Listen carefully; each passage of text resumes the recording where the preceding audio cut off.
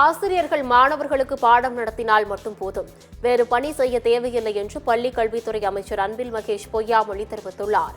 சிவகங்கை மாவட்டம் காரைக்குடியில் உள்ள பள்ளியில் மாணவர்களுக்கு நலத்திட்ட உதவிகளை அமைச்சர் அன்பில் மகேஷ் பொய்யாமொழி வழங்கினார்.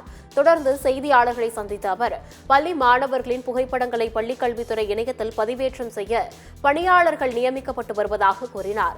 அழகப்பா பல்கலைக்கழகத்தின் கீழ் இயங்கி வரும் அழகப்பா மாதிரி மேல்நிலைப் பள்ளி கூடிய விரைவில் அரசின் கீழ் கொண்டுவரப்படும் என்று கூறிய அவர், மாணவர்களை நல்வழிப்படுத்தும் மாறல் வகுப்புகளை மீண்டும் ஏதாவது ஒரு பாடத்தோடு இணைக்க கொண்டுவர நடவடிக்கை எடுக்கப்படும் எனவும் அமைச்சர் அன்பில் மகேஷ் பொய்யாமொழி தெரிவித்துள்ளார்.